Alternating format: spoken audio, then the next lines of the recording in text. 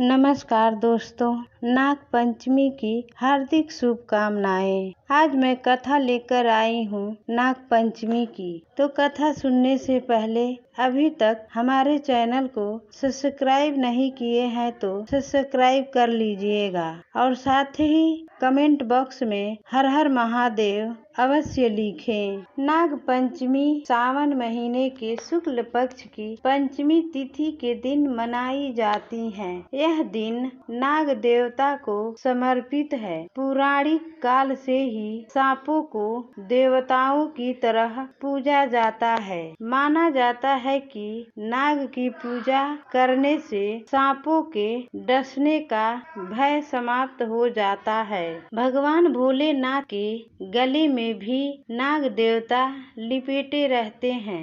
धार्मिक मान्यताओं के अनुसार नाग पंचमी के दिन नाग देवता की आराधना करने से भक्तों को उनका आशीर्वाद प्राप्त होता है और कई अन्य प्रकार के भी शुभ लाभ प्राप्त होता है। इसीलिए इस दिन महिलाएं अपने भाई तथा परिवार की खुशहाली के लिए यह व्रत भी करती हैं। खुशहाली के लिए नाग देवता की पूजा करती हैं और उन्हें दूध अर्पित किया जाता है। नाग पंचमी के दिन जिन नाग देवता की पूजा की जाती है वह इस प्रकार हैं: वासुकी, कालिया, शेषनाग, कारकोट, मणिभद्र, धृतराष्ट्र, शंखपाल आदि नागों की पूजा की जाती है। एक सेठ के 7 लड़के थे। सातों का विवाह हो चुके थे। सबसे छोटे लड़के की पत्नी सुशील और गुणवान बुद्धिमान थी, परंतु उसका कोई भाई नहीं था। एक दिन बड़ी बहू ने अपनी सभी देवरानियों को साथ चलने को कहा और कहा खेत से पीली मिट्टी लाना है घर लीपने के लिए। सभी देवरानियां डलियां और खुरपी लेकर मिट्टी खोदने चली गईं और खुरपी से मिट्टी खोदने लगीं। तभी वहां एक सर्प निकला जिसे बड़ी बहू खुरपी से मारने लगी। यह देखकर छोटी बहू ने कहा, इसने हमारा क्या बिगाड़ा है, इस बेचारे को मत मारो, यह निर्दोष है। यह सुनकर बड़ी बहू ने उसे नहीं मारा। सांप एक तरफ जाकर बैठ गया। छोटी बहू ने उससे कहा, हम अभी लौट कर आते हैं, तुम यहीं रुकना, जाना मत। यह कहकर वह सबके साथ घर चली आई और घर आने के बाद कामकाज में सर्प से वादा किया जो वह भूल गई। दूसरे दिन याद आने पर वहां गई तो सांप वहीं बैठा था। वह बोली, मुझे क्षमा करना भैया, मुझसे भूल हो गई। सांप ने कहा, भैया कहा है तो छोड़ देता हूँ, नहीं तो आज झूठी बाणी बोलने के वजह से तुझे मैं डस लेता। सांप ने बोला, आज से तू मेरी बहन हुई और मैं तेरा भाई हुआ। जो तुझे मांगना है वह मुझसे मांग लो। लड़की बोली, मेरा कोई भाई नहीं था, अच्छा हुआ जो तू मेरा भाई बन गया। कुछ दिन बाद सांप ने मनुष्य का रूप लेकर बहन के घर आया और कहा, मेरी बहन को मेरे साथ विदा कर दो। घर वालों ने कहा, इसके तो कोई भाई नहीं था, फिर आप कौन हैं? तब सांप ने कहा, मैं दूर के रिश्तेदार में इसका भाई लगता हूँ। बचपन में मैं कमाने चला गया था। सांप के विश्वास दिलाने पे घर वाले छोटी बहू को विदा कर दिया। सांप अपने साथ अपनी बहन को लेकर वहां से चल दिया और रास्ते में बहन को बताया मैं वही सांप हूँ और रास्ते में चलने में कहीं कठिनाई पड़े तो मेरी पूंछ पकड़ लेना।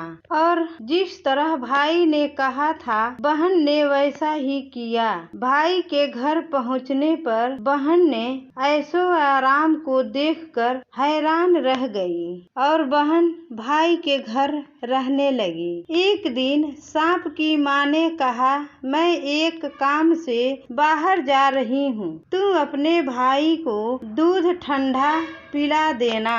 इतना कहकर वह चली गई। बहन को दूध ठंडा होने का याद नहीं आया और उसने गर्म दूध अपने भाई को पिला दिया, जिससे नाग की मुंह बेतरह से जल गया था। सर्प की माता ने जब अपने पुत्र को इस हालत में देखा तो वह उस लड़की पर गुस्सा बहुत हुई। सांप के समझाने पर उसकी माँ ने शांत हो गई और सांप ने कहा कि बहन को अब उनके घर भेज देना चाहिए।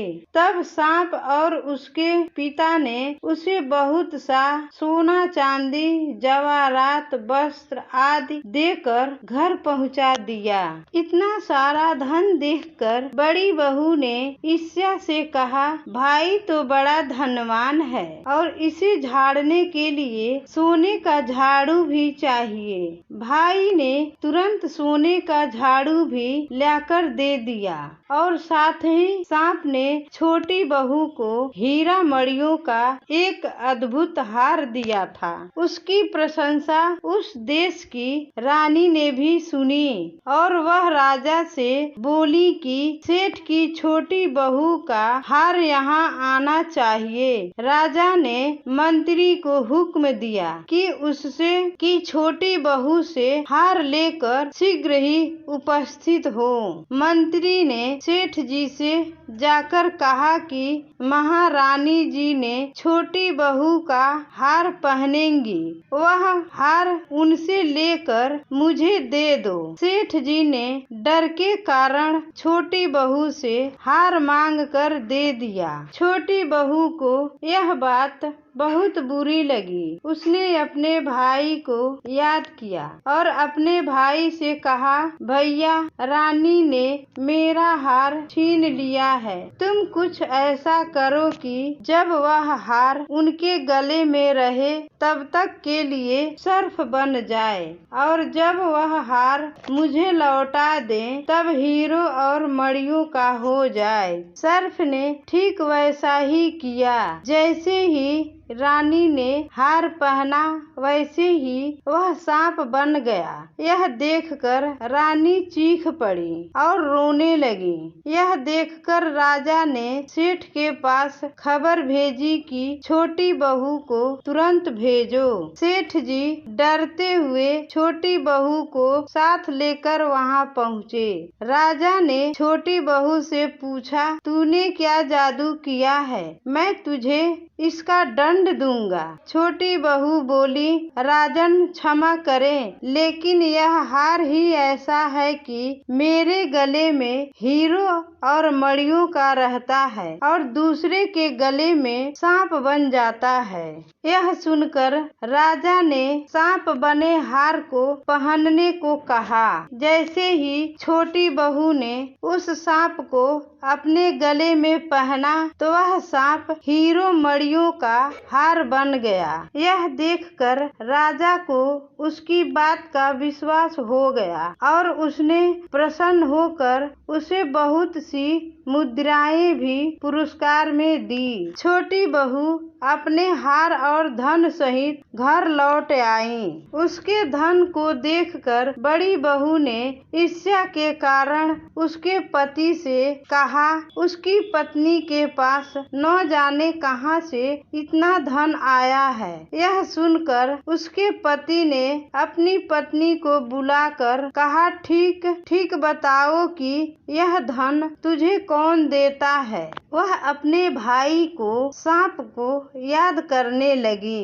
तभी उसी समय सांप ने प्रकट होकर कहा, जो मेरी बहन के आचरण पर संदेह करेगा उसे मैं डस लूंगा। यह सुनकर छोटी बहू का पति बहुत प्रसन्न हुआ और उसने सर्प देवता का बड़ा ही आदर सत्कार किया। उसी दिन से नाग पंचमी का त्योहार मनाया जाता है और स्त्रियां सर्प को अपना भाई मानकर पूजा करती हैं। तो आशा करती हूँ ये कहानी आप सबको पसंद आई होगी। अगर पसंद आई हो तो कमेंट बॉक्स में जरूर बताएं। हर हर महादेव।